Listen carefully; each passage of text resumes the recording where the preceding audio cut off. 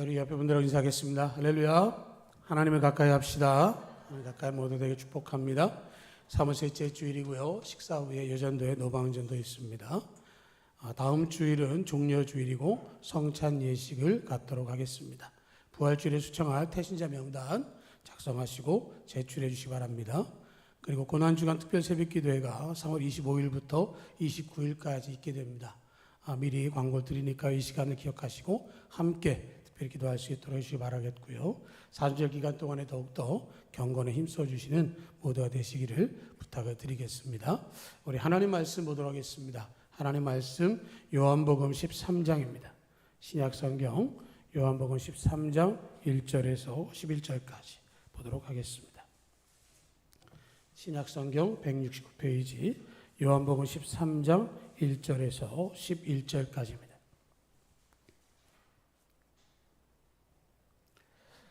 유월절 전에 예수께서 자기가 세상을 떠나 아버지께로 돌아가실 때가 이른 줄 아시고 세상에 있는 자기 사람들을 사랑하시되 끝까지 사랑하시니라.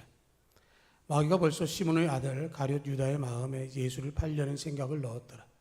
저녁 먹는 중 예수는 아버지께서 모든 것을 자기 손에 맡기신 것과 또 자기가 하나님께로부터 오셨다가 하나님께 돌아가실 것을 아시고 저녁 잡수시던 자리에서 일어나 겉옷을 벗고 수건을 가져다 허리에 두르시고 이에 대야에 물을 떠서 제자들의 발을 씻으시고 그 두르신 수건으로 닦기를 시작하여 시몬 베드로에게 이르시니 베드로가 이르되 주여 주께서 내 발을 씻으시나이까. 예수께 대답하여 이르시되 내가 하는 것을 네가 지금은 알지 못하나 이후에는 알리라. 베드로가 이르되 내 발을 절대로 씻지 못하시리다. 예수께 대답하시되 내가 너를 씻어주지 아니하면 네가 나와 상관이 없느니라. 시몬 베드로가 이르되 주여 내 발뿐 아니라 손과 머리도 씻어주옵소서. 예수께서 이르시되 이미 목욕한 자는 발밖에 씻을 필요가 없느니라. 온 몸이 깨끗하니라. 너희가 깨끗하나 다는 아니라 하시니 이는 자기를 팔 자가 누구인지 아심이라. 그러므로 다는 깨끗하지 아니하다 하시니라. 아멘. 예, 우리 사순절 5번째 주일입니다. 주일을 빼고 6일에 한 번씩 하다 보면 벌써 30일의 시간이 이제 지났죠.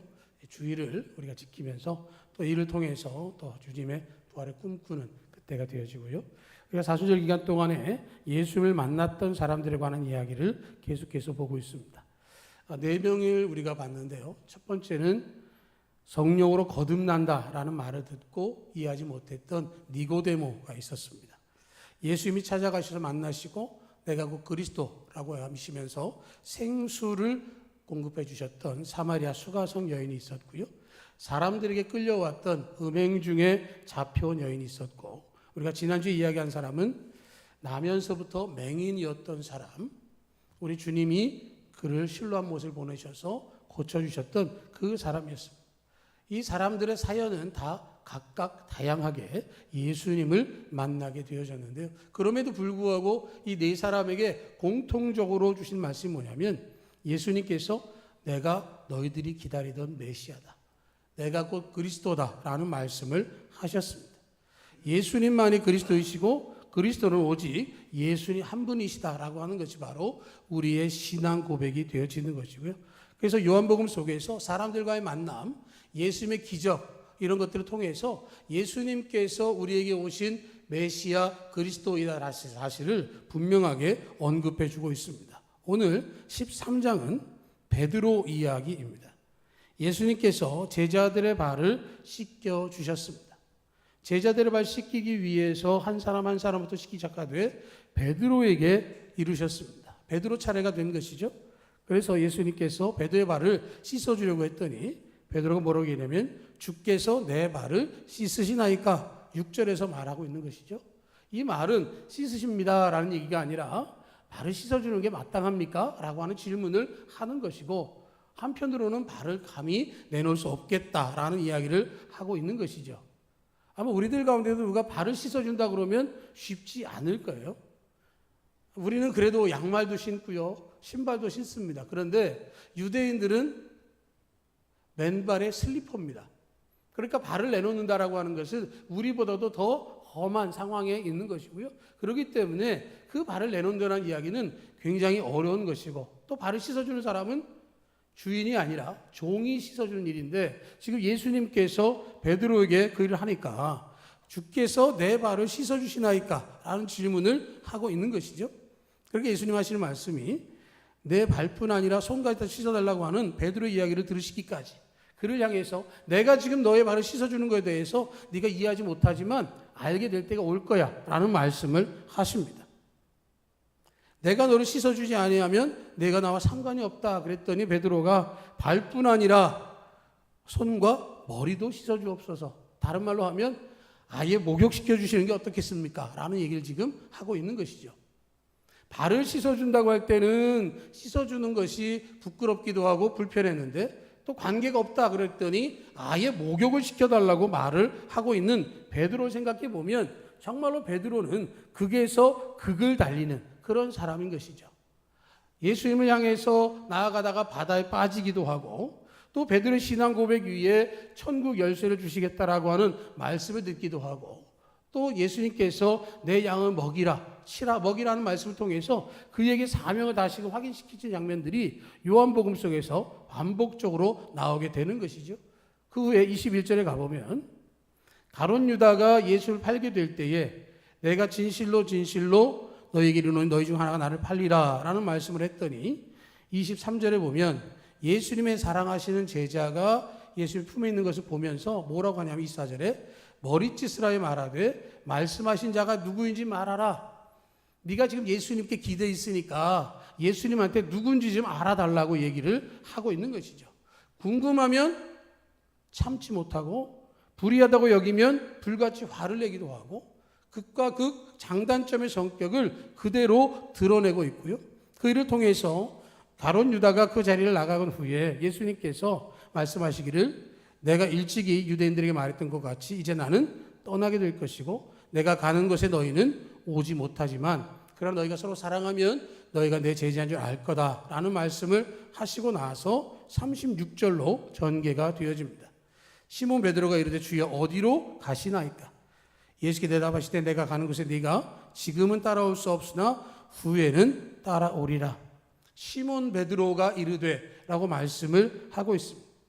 베드로라고 해도 되는데 시몬 베드로라고 이야기를 하는데요. 신약 성경에서 베드로라고 언급하는 게 168번 등장을 하고요.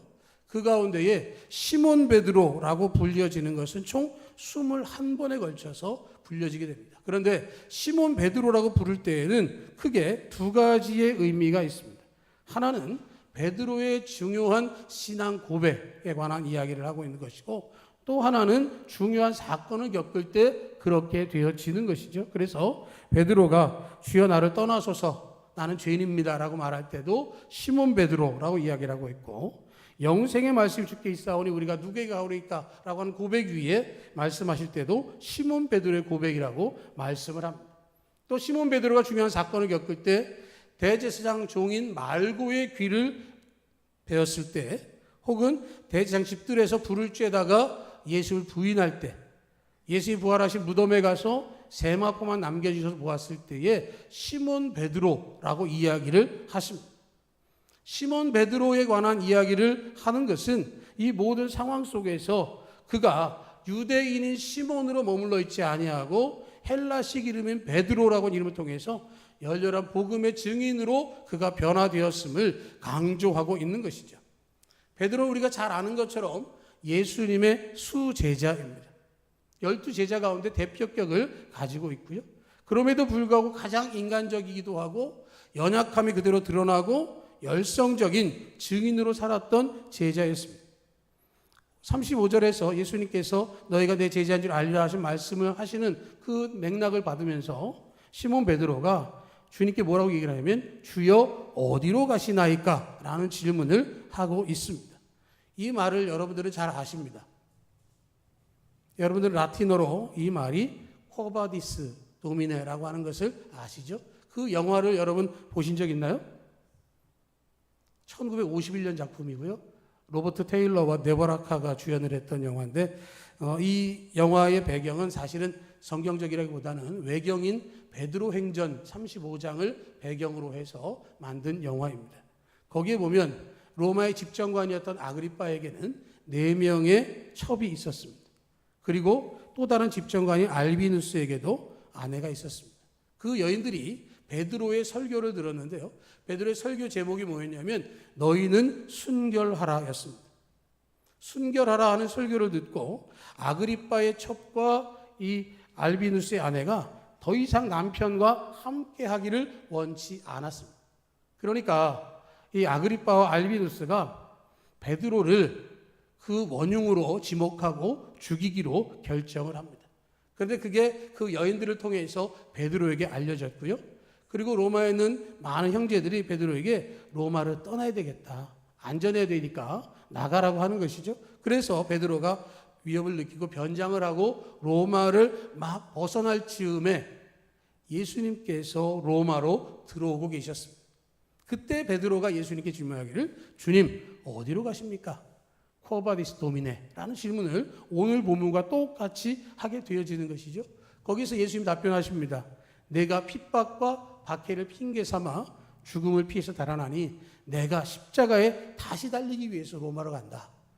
그 모습을 보고 베드로가 그 길로 다시 로마로 들어가서 십자가를 지고 순교하게 되어집니다. 베드로가 십자가 달리기 전에 이렇게 고백했다고 합니다. 십자가에 숨겨진 신비여, 십자가 이름으로 표현된 형언할 수 없는 자비여, 지상의 경력을 끝내는 이 자리에서 나는 당신을 붙잡습니다. 사형 집행자들이여 나의 머리를 아래로 해서 십자가에 못 박아 주시오. 베드로는 찬송하며 기쁨으로 죽어갔다라고 전해지고 있습니다. 그래서 이 베드로라고 한 이름이 굉장히 많이 지어지기도 했고요. 베드로 혹은 피터. 그래서 로마에 있는 성당도 성 베드로 성당이라고 이름이 지어질 정도로 그 이름이 크게 우리에게 기억되어지게 된 것이죠. 그래서 시몬 베드로라고 한 이름이 부여질 때는 그의 놀라운 고백과 그리고 그가 겪었던 중요한 사건들이 반복되는데 시몬 베드로라고 하는 이름을 붙여 쓰는 것은 옛사람과 새사람, 듣기만 하고 보고 듣고 믿은 것을 증언하는 자와 갈려지게 되고 자기 십자가를 지고 자기를 부인하기를 거부하는 자와 죽기까지 순종하는 자로 갈려지는 것이죠. 시몬일 때와 베드로일 때가 분명히 다른 것이고 모든 것을 버리고 예수를 따라가는 제자로서 죽음의 자리에 갈 때까지 순종할 수 있겠느냐라는 것에 대해서 그들이 따르게 되어지는 것이죠. 주여 어디로 가시나이까? 라고 하는 질문에 예수님께 대답하십니다. 내가 가는 곳에 네가 지금은 따라올 수 없으나 후에는 따라오리라. 예수님께서 이 말씀을 하시기까지 예수님이 십자가 달리실 것을 3번에 걸쳐서 제자들에게 말씀해 주셨습니다. 그런데 아직까지도 제자들은 그 상황을 받아들이지 못하고 있었습니다. 그래서 베드로뿐만 아니라 다른 제자들도 이러한 상황들에서 이해가 되지 않는 질문들을 하다가 예수님께서 부활하시고 40일 동안 함께 하실 때에야 그들이 깨닫게 되어지고 복음의 증인이 될 수 있었습니다. 저는 우리들이 베드로처럼 이런 질문을 해야 한다고 생각합니다. 주여 어디로 가시나이까? 주님이 하시는 일, 주님이 나와 무슨 관계가 있고 어떤 것을 행하셨는지에 대해서 분명하게 확인할 필요가 있는 것이죠. 열심이 있고 궁금증이 있고 질문을 통해서 우리가 주님의 뜻을 분별하고 알아야 하는 것입니다. 지금은 따라올 수 없으나 후에는 따라오리라. 이 말씀 예수님께서 요한복음 21장에서 내가 지금 내 마음대로 다니지만 후에는 남의 띠띠고 너를 이끌어 가리라 하는 그 말씀 속에서 그가 어떻게 살아갈 것인지에 대한 말씀을 들려주시기까지 그는 이 질문이 반복되고 있는 것이고 그 일을 통해서 순교하기까지 그를 부르셨다는 사실을 그가 기억해야 하는 것처럼 우리를 향해서 예수님께서 무엇인가를 하셨고 무엇을 하길 원하시는지에 대한 질문이 있는 것은 결코 어리석음이 아니라 믿음의 큰 걸음이다라고 하는 것이죠. 진짜로 무지한 건 뭐냐면 아예 묻지도 않고 따지지도 않고 거부하는 것을 이야기하는 것이죠. 이 베드로처럼 예수님 앞에서 자신이 원하는 것을 요구했던 제자들이 있습니다. 야고보와 요한입니다. 그는 그의 어머니를 예수님께 보내서 청탁을 했습니다. 예수님께서 이스라엘의 왕이 되시면 한 명은 왼쪽에 한 명은 오른쪽에 앉으면 안 되겠습니까? 라고 요청을 합니다. 다른 제자들이 그 모습을 보고 화를 냈습니다. 너희들이 그런 얘기하지 않았으면 내가 그 자리에 갈 텐데 라는 마음들이 그들 속에 있었습니다. 그런데 예수님은 그 질문 앞에 뭐라고 말씀하시냐면 너희는 내가 마시는 잔을 마실 수 있겠느냐라는 질문을 그들에게 하셨습니다. 야고보와 요한은 마실 수 있다라고 답변을 했습니다. 그런데 우리가 잘 아는 것처럼 예수님이 말씀하시는 내가 마시는 잔은 죽음의 잔이었습니다. 그런데 야고보와 요한이 그 잔을 마실 수 있다고 대답을 했습니다. 그 잔이 죽음의 잔이었다고 한다면 아마 그들은 대답하기를 꺼려 했을 수도 있을 것입니다. 예수님 앞에서 묻고 듣고 알아가는 사람들에게는 주님의 놀라운 역사가 일어납니다. 때로는 어떤 순종과 충성과 희생을 요구할 수도 있습니다. 당장은 그것을 감당할 만한 믿음과 능력이 없다 할지라도 결국은 그 일을 감당할 수 있도록 우리에게 은혜를 허락해 주시게 되어지는 것이고요. 베드로나 야고보가 그 당시에는 그 질문을 할 때 알 수 없었지만 내가 지금은 따라올 수 없으나 후에는 따라오리라 하는 이 역사, 내 잔을 내가 마실 수 있느냐라고 말씀할 때에 마실 수 있나이다 라고 말했던 그 야고보를 생각해 보면 그들에게는 주님이 말씀하신 그대로 그 열매가 이루어졌음을 알 수 있는 것이죠. 아무것도 하지 않으려고 하면 아무 일도 일어나지 않지만 무엇인가 하려고 하면 무슨 일이든지 일어나는 것이고요. 주님을 통해서 우리는 믿음의 역사를 반드시 경험하게 되어지는 것이죠. 37절을 보면 베드로가 이야기합니다. 주여 내가 지금은 어찌하여 따라갈 수 없나이까? 주를 위하여 내 목숨을 버리겠나이다. 예수님 말씀하셨습니다. 지금은 알 수 없지만 후에는 될 것이다 그랬더니 뭐라고 얘기하냐면 왜 못 갑니까? 지금이라도 할 수 있습니다 라고 베드로가 이야기를 하고 있는 것이죠. 베드로가 이 말을 들을 때에 그것이 죽음이라는 것을 알았다면 역시 그도 답변하기가 쉽지 않았을 것입니다. 그러나 중요한 것은 예수님 앞에서 우리가 고백하고 예수님 앞에서 한 이야기는 반드시 이루어진다라고 하는 것이죠. 농담처럼 대충 하는 것은 주님이 들으신 그대로 행하시는 것이죠. 그렇기 때문에 예수님 앞에서 한다고 한 것은 반드시 할 수 있어야 하고 우리가 그렇게 고백하면 우리를 향하여 하나님은 기대하고 계시죠. 우리가 기도하면 하나님은 기대하시고 우리가 기도하면 하나님은 반드시 성취하십니다. 하나님 앞에 기도할 때 우리가 바른 모습이 있어야 하는 것이죠. 내가 지금은 어찌하여 따라갈 수 없습니까? 주를 위해서 내가 목숨을 버리겠습니다 라고 베드로가 고백을 했을 때 38절을 보면 예수께 대답하시되 네가 나를 위하여 내 목숨을 버리겠느냐? 내가 진실로 진실로 내게 이르노니 닭 울기 전에 네가 3번 나를 부인하리라. 목숨까지도 바치겠다라고 지금 이야기하고 있는데 예수님은 닭 울기 전에 네가 3번 나를 부인할 거다. 찬물을 끼얹는 말씀을 하고 있습니다. 베드로의 의지를 모르시는 것처럼 베드로의 마음을 알아주지 않으시는 것처럼 매정한 말씀으로 네가 나를 부인할 거다. 목숨 바친다고? 아니야. 너는 나를 부인할 거야. 라는 이야기를 해주고 있는 것이죠.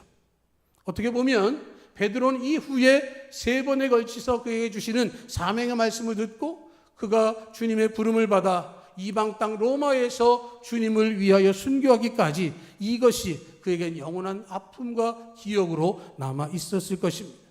내가 주님을 부인했으나 주님은 나를 부인하지 않았고 내가 3번에 걸쳐서 주님을 저주하기까지 했으나 주님은 나를 용서하셔서 주님의 일꾼으로 삼아주셨다는 사실 때문에 베드로는 그 일을 그대로 감당할 수 있었습니다. 여러분, 베드로의 이 모습을 기억하면서 우리의 고백 위에 역사하시는 주님을 더 깊이 생각하시기를 축복합니다.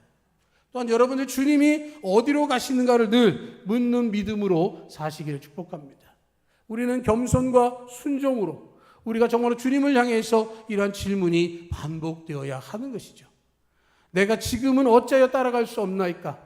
주를 위하여 내 목숨을 버리겠나이다 라고 하는 베드로의 고백과 네가 나를 위하여 목숨을 버리겠느냐? 내가 진실을 내게 이르노니 닭 울기 전에 네가 3번 나를 부인하리라. 강력한 고백 위에 주님의 말씀을 떠올리면서 내가 주님을 따라갈 때에 나를 부인하고 져야 할 십자가를 지기까지의 모습을 생각하면서 베드로가 있었던 그 모습, 주여 어디로 가시나이까라는 그 질문은 주님과 함께하길 원했던 그의 간절함이 담겨져 있는 고백이라는 사실을 분명히 아시고, 여러분들도 주님 앞에 언제나 이 고백이 있어지길 축복합니다. 주님 어디로 가십니까? 내가 따르겠습니다. 주님 어디로 가십니까? 말씀해 주시면 내가 그대로 행하겠습니다. 주님 어디로 가십니까? 주의 뜻이 무엇입니까? 주와 함께하기 위해서 내가 무엇을 해야 하겠습니까? 라는 질문이 반복적으로 있어지는 이 사순절 기간이 되기를 축복합니다. 우리 주님은 우리가 말한 대로 이루십니다. 과거에 내가 말한 것이 있는데 실행하지 않은 게 뭔지, 내가 주님 앞에서 어떠한 고백을 했는지, 내가 어떻게 믿음을 드러냈는지를 확인할 수 있는 이런 기간들이 될 수 있길 바랍니다. 우리 신앙생활 하면서 함께 한다라고 말하지만, 그러나 정말 궁극적으로는 예수님과 나와 1대1의 관계가 세워지는 것이 믿음입니다. 베드로와 예수님의 대화를 통해서 베드로는 전적인 1대1의 관계 속에서 그의 믿음을 확인할 수 있었습니다. 나도 예수님께 그러한 질문과 대답을 받을 수 있어야 하는 것이죠. 베드로와 같은 모습은 없다 할지라도, 당장 아무것도 이루어지지 않는다 할지라도, 지금 내가 주님 앞에 질문하고 그 답을 구할 때 어떤 시기에, 어떤 상황에, 어떤 방법으로든 주님이 역사하신 그때를 기대하면서 우리가 주님 앞에서 온전한 믿음으로 고백하고 주의 음성을 들을 수 있는 귀가 열리고 행할 수 있는 믿음의 행함이 있는 우리가 될 수 있기를 주님의